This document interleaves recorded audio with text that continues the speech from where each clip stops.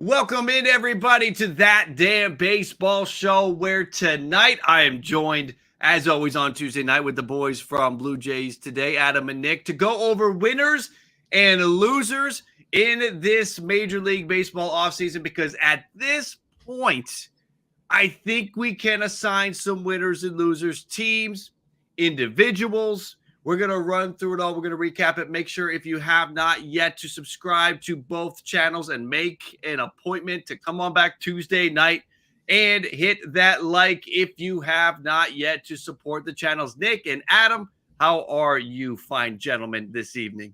Dude, doing good, Jim. It's good to be back here. You guys were holding down that damn baseball show last week, so shout out to both of y'all for doing that. And yeah, I'm excited to talk some ball and rip through these teams and hopefully offend a couple people. Literally, man. And I always love these streams because this one especially does feel like a transitional stream from, big off season to now it's baseball time. This was kind of like the beginning for me as a content creator of like, okay, we were in the off season. Now it's time to start really talking about the season because it is fast approaching.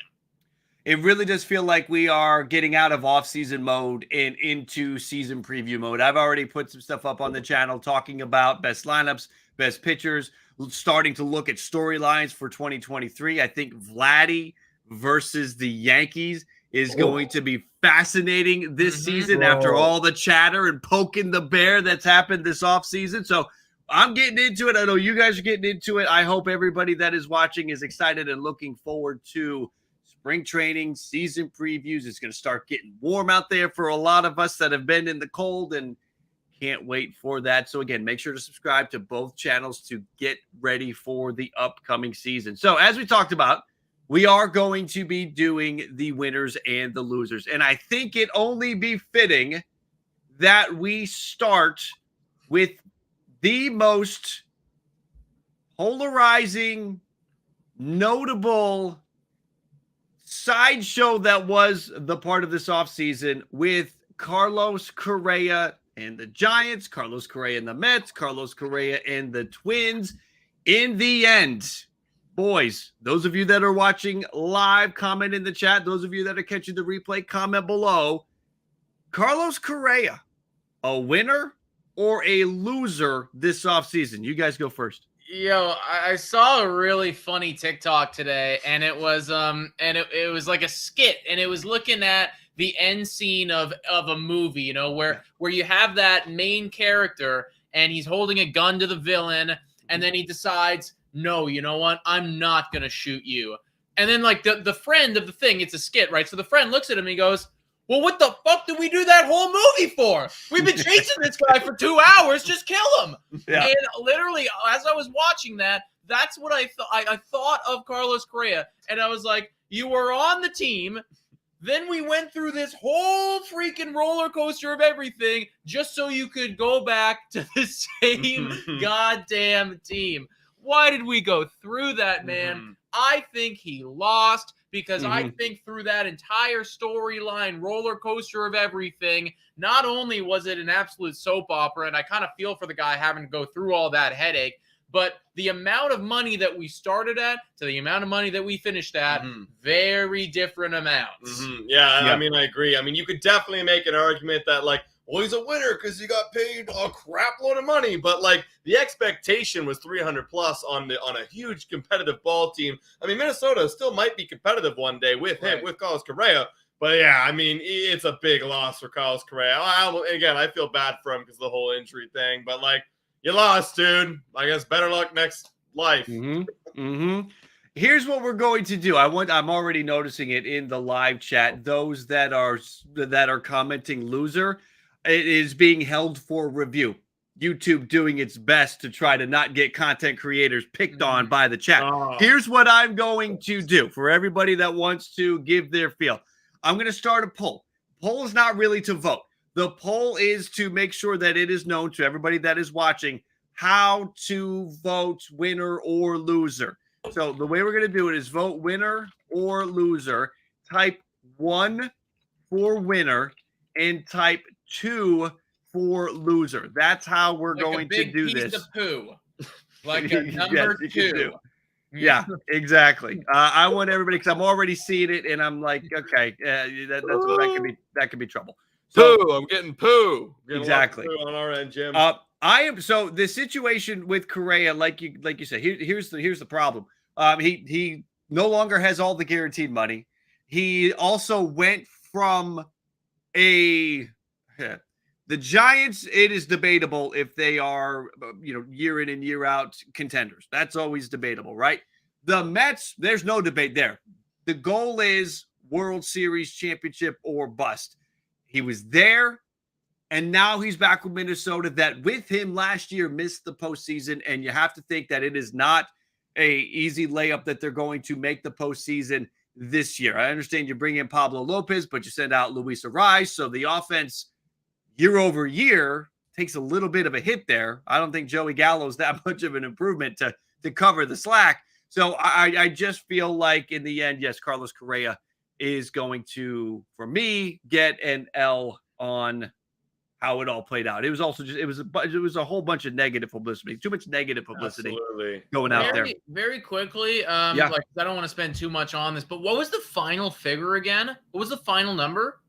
The guaranteed number was 200, right? And then it could get up to 270. 270, right. I mean, which is still like a vast amount of money, like more money than probably any of us are going to make in our entire lives.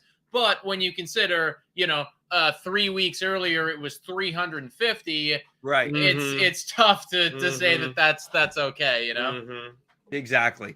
Let's keep going and let's talk about we're going to get off the player side, we're going to go to the team side, and I feel like this team was one of the most talked about teams for a negative aspect, but in the end, I don't know, things might be shaping up, might be working out for them. How about the Boston Red Sox and Chaim Bloom after the heat he'd been taking this is a Jekyll and Hyde offseason. The heat that he was taking during the whole Xander Bogaerts saga, not extending him, not getting a deal done, not trading him. I mean, that's not an offseason thing. That was a regular season thing. He gets an L for that. But losing Bogaerts, looking like Devers was never going to get done, but then Devers does get done, and they have made a ton of moves.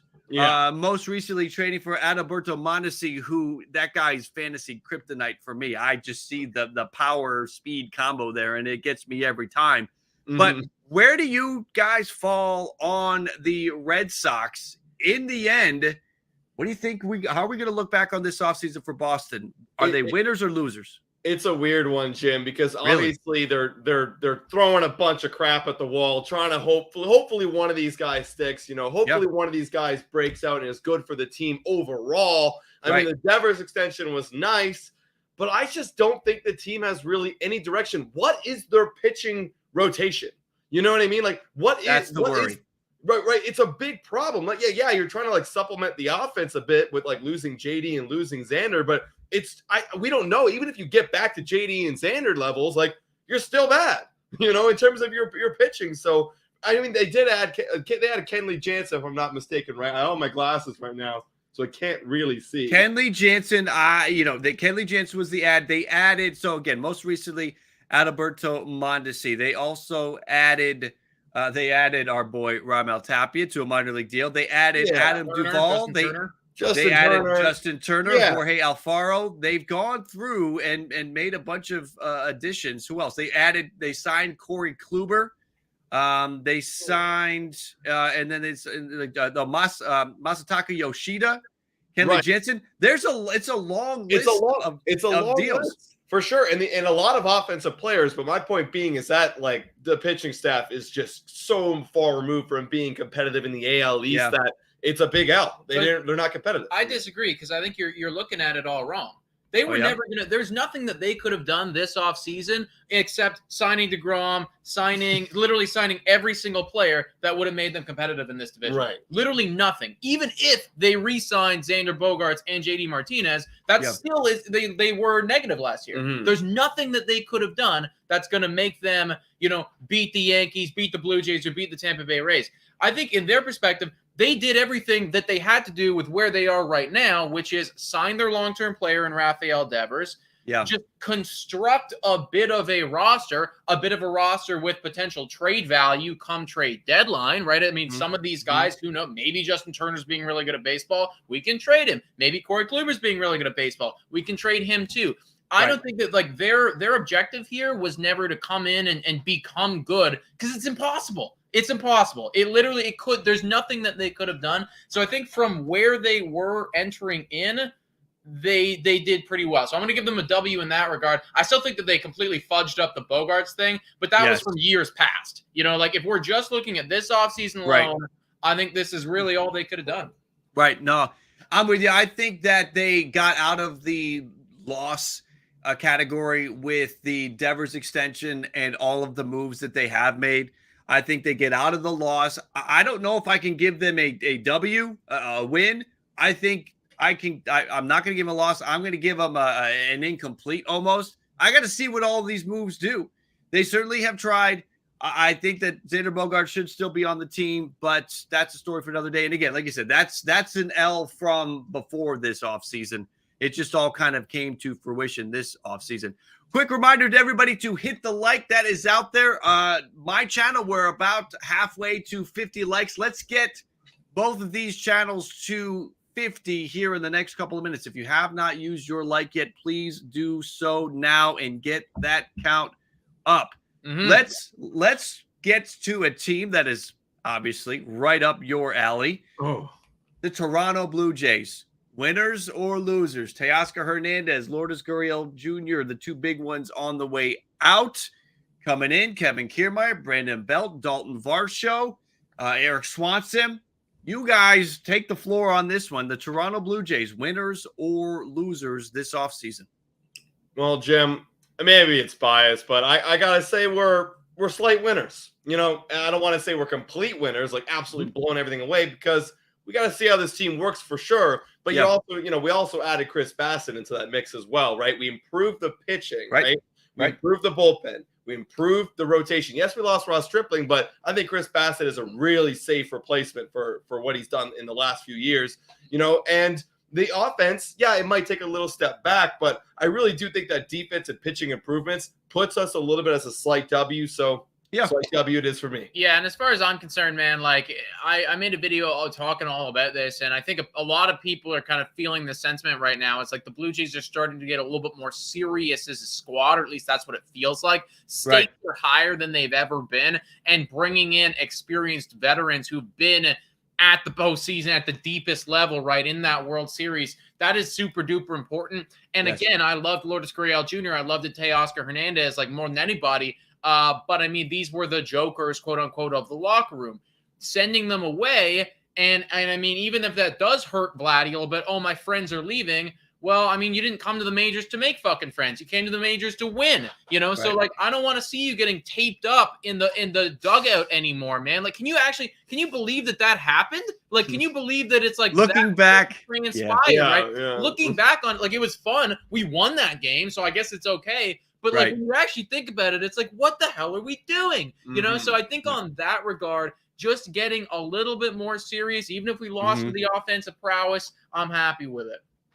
Good point on that. It's a win for me.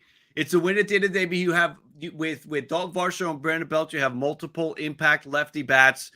Kevin Kiermaier, again, at least Kevin Kiermaier, if he's batting ninth and hitting 225 for you, he's going to make the pitcher change his target level where he's throwing the ball, because it's a lefty bat. So I like what they have done. I do like the leadership that comes with Kiermaier and Belt. They are World Series champions. They know what it takes to win in the postseason. So I love bringing those guys in. So I'm with you guys. I think the Toronto Blue Jays are winners this offseason, and I don't really think it's that much of a debate. Were the sights higher? Sure.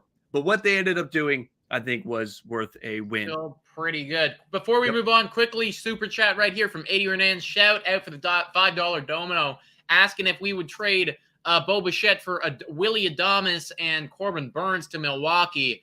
I mean, I think that's kind of a no-brainer on my end. Yes, like Corbin Burns is just a bit of a game changer there. But I mean, if you guys have any pushback on that, let me know. I'd probably got to think about that a bit more. This would probably be a longer conversation, but I don't know. I got to see it a little bit more. I don't know what Burns' contract looking like and everything. So, well, you've got. So I'm reading it again because I want to see the Jays traded a Bo and a couple of prospects walking, got back Adames and Burns. I think the only issue there is you would be trading Bo away, and Adames and Burns are both unrestricted free agents in 2 years, and I don't think you would be able to bring both of them back. You probably would obviously you would go for Burns to bring him back. It's a very interesting trade. I honestly don't know if Milwaukee would pull the trigger on that. I don't think Milwaukee would, yeah. man. I don't like. You lose 1 year of Bo, but I mean, like Corbin Burns is a special player, right? Like, yeah, you would be more looking like Burns for Bo, almost straight up. And yeah, and unless you can pull a power move, like the Twins, and somehow trade away the bat and get prospects back with it. I don't think Milwaukee's gonna fall for it. And obviously Corbin Burns is on a whole different level than Pablo Lopez. All right, let's keep it moving, and I want to jump to the New York Mets. Are the Mets winners or losers? Did the Mets in the end get better this offseason, or did they stay right where that? Listen, it was a 101 win team last year, so it was pretty damn good. Did they get better? Do you have them as is Steve Cohen in the Mets? Are they winners or losers?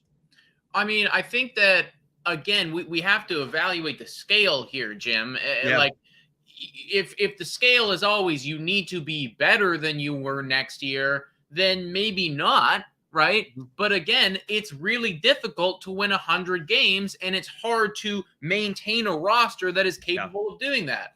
They had a lot of players walking out the door. They managed to get that production back in other players or hold on to some people such as Brandon Nimmo. I mean, when they had Carlos Correa on that team, it was undoubtedly a win. Oh, yeah. So obviously, like, that kind of takes some away. But I still think at the end of the day, you did what you needed to do. You're barring any injuries, you're guaranteed 95 wins, basically. So, like, you're fine. Yeah, it's a W for me because, I mean, there's nothing else you could have done. You were going to lose a bunch of players and potentially be a losing team, especially with all those guys leaving, like DeGrom and Bassett, right? Those are two major arms in that rotation. You get Edwin Diaz back. You get Brandon Nimmo back. Sure, the lineup isn't as sexy as it could have been, but you did what you had to do. And I have no doubt. I know this is like beyond this offseason, but I have no doubt that if they want to get even better, they're going to do it, right? So, like, they did exactly what they're going to do in this offseason, and they're going to get better. Trade deadline next year. It doesn't matter for Steve Cohen. So, W for the Mets.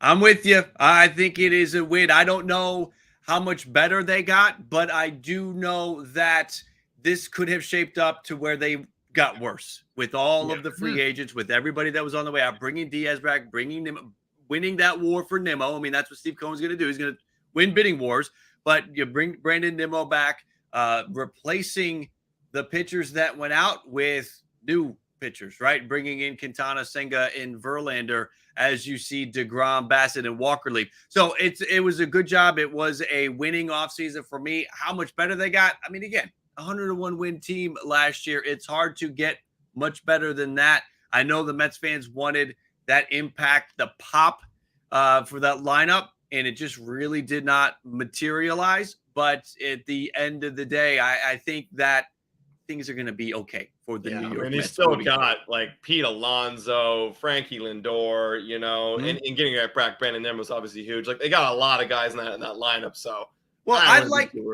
And again, if Pop, listen, Carlos Correa obviously made the team better, but if Pop is what you were looking for, and Eduardo Escobar and Carlos Correa, the home run line, right? That's what you're looking for. You're looking for Pop. It's the same. You're not getting so, and it would have been Escobar that would have been on the outside looking in, maybe DHing or being traded away after Carlos Correa coming in. So I think that I do think it ends up working out for the Mets. Yeah, I agree. How about, let's go to the San Diego Padres. Winners or losers? Now, the rotation is interesting. Yeah. The rotation is very interesting. They didn't really get much better with the rotation, but that lineup, bringing in Xander Bogaerts, is this a win or a loss? I mean, listen, I feel like the Padres are favored more than the Dodgers right now in that division. That's almost worth a win, that they have flipped the script almost. You guys give me your take on the Padres, win or loss offseason for San Diego. Honestly, Jim, here's the thing. Look, we all know the rotation sucks. They lost Manaea, but I'll be honest, I did a video this offseason on Manaea, and it's not the end of the world, right? But they do need guys to come up and replace them and fill out that rotation a little bit. But for me, adding Xander Bogaerts, that's the big move, obviously. You don't add people like Xander Bogaerts every day. And while I do think that, at the end of the day, like that rotation and maybe even their bullpen a little bit could be in trouble at some point. I can see a reality where it falls apart for them with the pitching staff. But that lineup, they could have the best lineup in baseball, and they added it with Xander Bogaerts, and I think it's a slight W for them this offseason. I mean, like, when I look at the San Diego Padres, like, I don't know if I'd go so far to say that like their rotation sucks. No.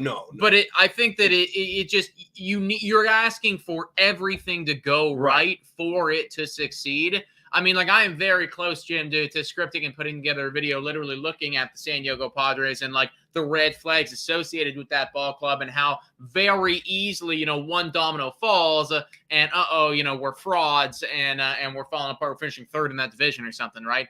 They are going to need to slug their way to glory if they want to do it. They have the lineup to get it done. Xander Bogaerts is a special talent. Yes, I think you probably overpaid for him. But, I mean, at the end of the day, like, you're going to have a team OPS of, like, 820. So it's not bad. I'm with you. I think so. I've got the Padres as winners as well, bringing in Bogaerts. Sure, you want them to do more in that rotation. I mean, they bring in Nick Martinez. He's going to start. They bring in Seth Lugo. He's going to start. And if that doesn't work, then AJ Preller's going to go out and make a trade. So I think there's – You improve the lineup. They needed to do that, and I think that's, again, you see what you got with Martinez and Lugo, and you go from there. And I don't want to go too far down this rabbit hole right now, but if there's any reality where San Diego can outbid New York, can outbid LA, and make the big trade for Shohei Ohtani, I'm putting the house on them for World Series. That's what it is. For me, they make the big trade. They make the big trade for Shohei Ohtani. Put the house on San Diego to win the World Series. That's what does it for me. I'm with you. We're going to do two more teams, and then I have a couple of individuals or groups of individuals. How about the Phillies? We can do this one quick. Do you guys have Phillies winners or losers? Absolute winners, Jim. They might even be the biggest winners in this offseason, in my opinion. Like, I don't know what you could say. Adding Trey Turner, trading for two great bullpen guys, that's elite, right? Like that for me was something that it's been a problem for the Phillies for so long.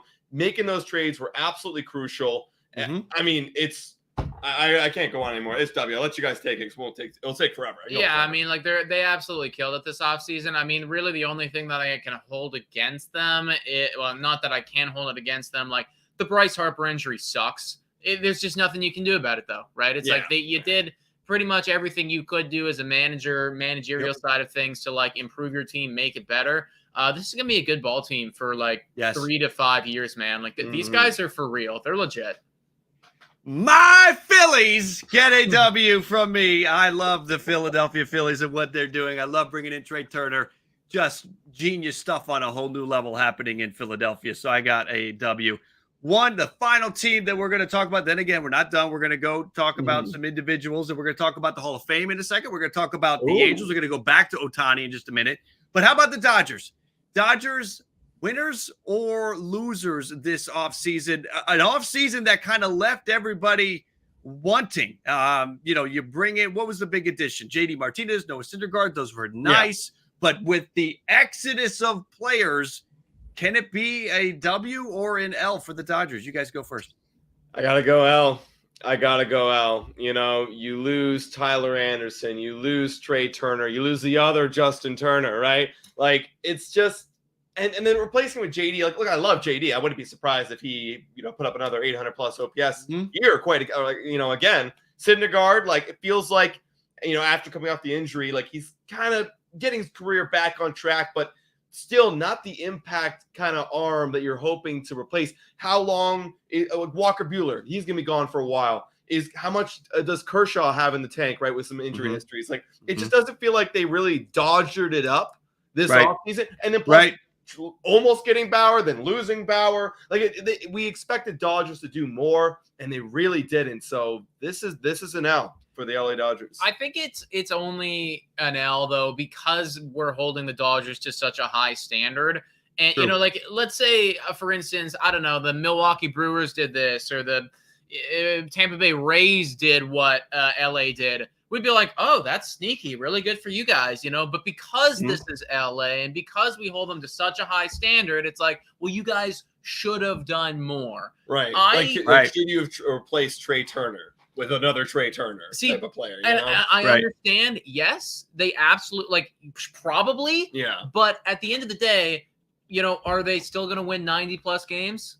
Yeah. They're still going to win 90-plus games. I still think that, this is kind of a long plan for these Dodgers. I think that they were kind of – I don't remember exactly what their money situation was like, but, starting to, cut down a little bit is part of the plan for them, so then they can go all in next offseason, right? So it's I feel like this is a long-term strategy. You can't be in, unless you're Steve Cohen, every single offseason, right? There has to be one where you step back a little bit. And I think for an offseason where they're stepping back, I'll give them credit, and I'll be like, these are some sneaky moves that you made. I think you'll be fine. Sure, the Trey Turner thing, that does suck.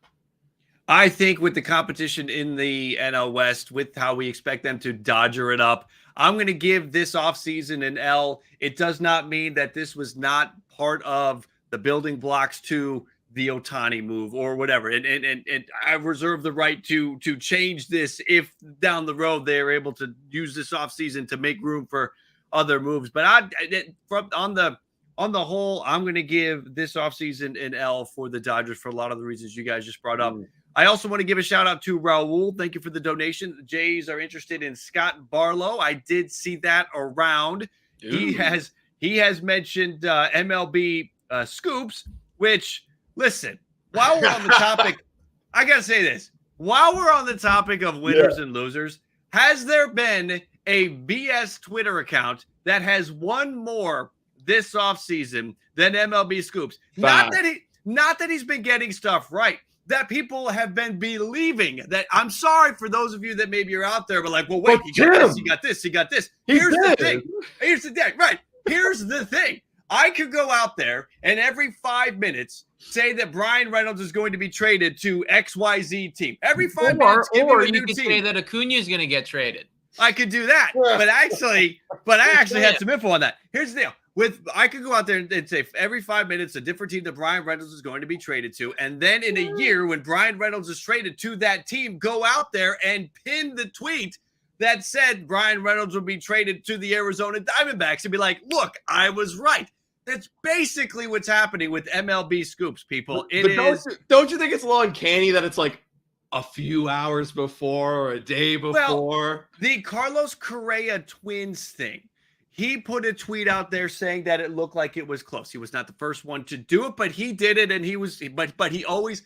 What I've noticed is he goes to the next level. He will, when someone says that the Twins and Correa are talking, he will go out there and say, Twins and Correa deal is done. He just goes to the next level. Right. And but the problem was with the Twins and the Correa situation is that when everything was going down that next morning, he was nowhere to be found because I don't know, he was asleep somewhere or he was in class or he was not, whatever he was doing. He's on the next scoop. Or maybe that's it. Or maybe, bro, he was on the phone. He had 3 phone lines going at the same time. He couldn't get to the Twitter. He couldn't his insiders, Jim. You might be right. Yeah. You might be right. He doesn't care about the present. He cares about the future. But I got to say, I feel like that guy or girl has won this offseason because his validity, like people believe him now. And Raul, I'm not trying to throw any shade in your direction. I've seen the Scott Barlow thing from other reputable, verified places. But I think so did MLB Scoops. And then he grabs it and says it's his source and all this nothing. Anyway, it's been fascinating to see that account in particular and some other accounts that are completely irrelevant, or not irrelevant, but completely fake, that have gained some relevancy this offseason. So good for them. They're breaking through. I'm ranting and I need to shut up. Let's let's move on. Let's move on. Let's go to the Hall of Fame. Was the Hall of Fame this with Scott Rowland and Fred McGriff, but no Todd Helton, no Billy Wagner? Is it a win or a loss? You guys, what do you think? I'll be honest. You got to take this one, Jim. I haven't even looked at it yet, to be honest. Nick's looking it up right now. Yeah, so I will say, listen, Fred McGriff getting into the Hall of Fame is a win for me. So no matter what happened today with the voting results, I would have been fine with it. I think it is a win. The Hall of Fame, it's a win right now. You get Scott Rowland in there, just barely made it. So the Toronto Blue Jays getting some players into the Hall of Fame, some guys from that alumni. I would have liked to see Todd Helton. Todd Helton just barely. Yeah, what the hell? A few votes, but Todd Helton has more time. So hopefully this can be some motivation, some headway for him to make it next year. And I'm glad. Sorry, I am not on the Billy Wagner bandwagon. I think that Billy Wagner only made it over 400 saves in his final season. And if he didn't play that season, he would have been in the 300s and we wouldn't even be talking about it. I know we had a really low ERA. I know Billy Wagner. There's Billy Wagner fans out there. I don't think Billy Wagner should be in the Hall of Fame because he lowers the bar, and I don't want the bar lowered for relievers. What about my boy Jeff Kent? Jeff Kent falls off. I think the problem with Jeff Kent is that early in his career, the first half of his career, was not really a power guy. His days in Toronto, which were early days, his days with the Mets, was not a lot of power there. In San Francisco, the power ticked up, but the power ticked up during the juiced ball and steroid era. Not that he was using steroids, but there was just the ball was flying. So I think a lot of instances we are just, I mean, not we, but the voters are not giving the credit that is due to players that saw a power surge during that 10-year period. I mean, I'll come out and say right now that, like, I think that the Baseball Hall of Fame in general is an L because of all of that. Okay. You know, like I just think it's a horrible L because of all of that. And the problem is, man, it's like, it's just like, I don't know what the right answer is. I don't know how you go about doing it. You know, because like some people are talking about, well, like certain people who have been proven to have done, you know, have juiced or have done steroids or something like that. Well, they need to be in it.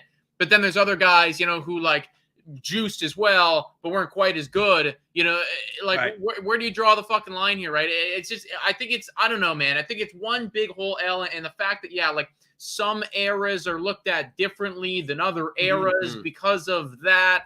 Like, you know, this is, the numbers aren't uniform anymore. Like, how am I supposed to evaluate this? I don't. Yeah. I hate it, man. Yeah, I kind of hate it. And some people have different bias, like not off the cheating thing, but like some people have different biases. Like, oh, like this guy had a longer career, longevity was good, wasn't like incredible, like wasn't the best of the best, like in terms of like he had like a few years of like absolutely dominance over everybody. But like he's in the Hall of Fame. But then you'll have a guy like Helton. I'm just looking right here, where like for a 5-year stretch, it was just dominating. That's and the rest process. Of the fell off. Right. And that's but he does deserve it. But like overall, the career numbers are incredible. No, I think that's the process. That's what you get when you have writers voting, writers that have biases, writers that have axes to grind. You know, maybe Todd Helton, you know, scuffed a writer, wouldn't answer a question, and that writer was like, "Oh, well, screw you, dude." And now, you know, that writer's getting it back to him by handing in an empty ballot or something like that. Right. So that's the process, unfortunately. And I think that it was telling that some of the steroid guys, Clemens and Bonds, were up with this little veterans committee that McGriff got in on, and they weren't even close, even in that regard. So you had the players who were playing around that time, not not willing to put those guys in. So that tells you, so that went beyond the writers. Now that was a small handful, that was a small sample size of on that committee. But yeah, the Hall of Fame is something where you now, up until the steroid era, you pretty much looked at the Hall of Fame as this is where the greatest players are remembered. And now you go to the Hall of Fame, or you think about the Hall of Fame, and you now have to use your own judgment. Yeah. Which kind of sucks. It does. But that's where it's at. You go to the Hall of Fame and you're like, well, where's the all-time home run leader? Where's the all-time this? Where's the all-time single season this? And it's not there. Now, some people like that, some people don't like that. So it's a matter of again, using your own judgment. This player's a Hall of Famer, or this player's not a Hall of Famer, but we have buts for a reason. I'm a big believer of everyone cheats, so they're going to find ways to cheat. So let's all play on the same playing field. I'm a big believer that, my mind has changed off and on this subject a lot, but now Barry Bonds should be a Hall of Famer. Like, it's just stupid. Like, you look at the numbers, even though, yes, they're steroids, you just got to put them in, man. Like, how do you have over 500, more than half the time, they're purposely putting you on base. They're purposely walking in runs because they don't want to face you. That means you're the greatest player of all time, and he should be in the Hall of Fame. Speaking of cheating and not getting in, Carlos Beltran got like half of the votes in this first run. I mean, the guy is a Hall of Famer. He'll be in the Hall of Fame in his second or his third year. Yeah. I think it is the most ridiculous thing that we're keeping. There were voters, there were writers not voting for Carlos Beltran because of the sign stealing scandal in his final year with the Houston Astros. That final year with the Houston Astros statistically had no relevance on him being a Hall of Famer. Yet there are writers that were going to use that to keep from voting from him. I don't know, as a punishment or as a shame on you, whatever it is. Holier than thou writers, kiss my ass, man. The guy's a Hall of Famer. Stop messing around. Let's go ahead. Okay. All right. Let's go to the final. I got one more, and it kind of ties back into Ohtani. It ties back into the Angels. How about Angels fans? Are Angels fans winners or losers this offseason? With the word yesterday that Artie Moreno is not selling the team. Hey, they made some moves this offseason. They got active in the market, trying to show Ohtani that they're interested in winning. But Moreno is not going anywhere. So you don't get maybe an owner that has a Steve Cohen mentality. You don't have that outside influence, a potential buyer, telling Artie Moreno, don't you dare trade Shohei Ohtani. I'm not buying this team without Shohei Ohtani. Are Angels fans winners or losers this offseason? I think it's a big L, man. And it just comes down to the fact that, look, this guy's owned the team for a while now, and how many chips do you have? How much have you done with maybe the greatest player of this generation, and now exactly, and now the other greatest player of this generation, right? It's like, how much have you accomplished? And I know that that's not all him, right? Like, he's he owns the thing and whatever, and you talk about management and whatever, but you've had it long enough now that it reflects you as well and everything that you've done. If I was Angels fans, you really couldn't have asked for any two better players to build your team around. So the fact that you've been incapable of doing so, just get anyone in, man. Fuck it, Jim. You do it, right? Thank you, Adam. I'm sure the Angel fans would like that. Literally, somebody else give this a shot because it's not working. They have not won a playoff game since 2010. They have not, since he took over in 2003. They have won 2 playoff series. They have brought in Albert Pujols and Josh Hamilton and Torrey Hunter, and the list goes on, and it has not mattered. They spent more money on hitting than they have on pitching, and the pitching that they did bring in just didn't hit. C.J. Wilson didn't really hit. Dan Herron, I think, was past his prime. Good Zach Greinke age range there. That should have worked out, but when you look at the moves, they just have not gotten it done. They have had a tough time developing players. Look at Joe Adell, falling apart, doing nothing now. So it's just all around, the Angels have just sort of dropped the ball. If you have not yet, I have to encourage everybody to hit that like. Let's see how close to 100 likes we can get. If you have not used that thumbs up, please give it to us. lets us know that you are enjoying the content, that you appreciate our Tuesday night stream. Any other winners or losers from you guys that you have off the top of your head? Quick big W's here to 2 donations coming in from Jordan. All right. Saying, welcome home, Adam. And then also Mike Knowles tossing in the $5 of not dollars, euros, which is cool to see right there. Saying thank you for the stream. Best wishes from the UK. Go Jays, go. Go Jays, go. I think that I know that we had it here. We didn't talk about it. I don't want to get too deep into it, like very, very quickly here. New York Yankees. Quick thoughts there, gentlemen. For me, Yankees, I mean, I think it's a W because they did what they had to do, bringing back Judge, bringing back Rizzo, and then obviously signing Rodon. And that's a W. Easy. Me too. I think it's a W.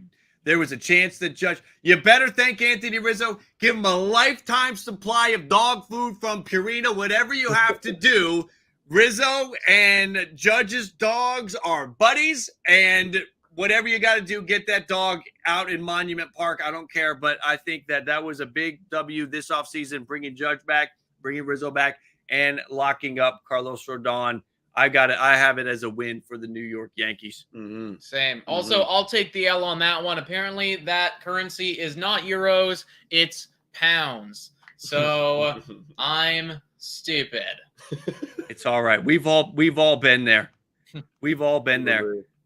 I think that is going to do it. We know that there are more winners and losers out there. That's why you all are here in the chat and commenting below to catch us if we missed any. I'm sure people have a take on Scott Boras. People have a take on the Braves situation. That Braves trade certainly looks like it's a W for the Braves and an L for Oakland. We could go on for hours. So if there's any winners or losers that stand out to you that we maybe didn't get on, it's not that we are purposefully overlooking it. It's that we just can't be here for 3 hours, and I don't think you would want to be here for 3 hours anyway.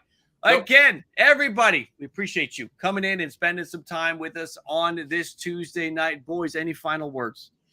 Just love doing this, Jim. Missed it last week. Love to be back. And honestly, like we said earlier, I'm excited for the regular season to come up, man. Spring training a month away. Like, let's go, man. Oh, World Baseball Classic. Let's go. Yes. Like, I'm excited for that, it's gonna man. Be fun. Yeah, I feel like there's some juice. There's more juice for the WBC than I feel like there has been in years past. So I'm looking forward to that. Didn't we miss it? Was it supposed to be during COVID or something, and then we missed it? I think they pushed it back a year. Wasn't it? They pushed it back a year, I think. They pushed it back a year. Right. Yeah, I feel like it's been a long time. It's been a long time. Looking forward to it. All right, boys, thank you for the lively conversation. Everybody in the chat, thank you for being here. Thank you all for supporting our channels and supporting our stream. Make sure to hit the like on the way out. If you have not hit the like yet, subscribe if you have not yet, so you are back down the road for all of the future content. Thank you all for coming in. Enjoy the rest of your Tuesday night, and we will catch you all next time. See you guys.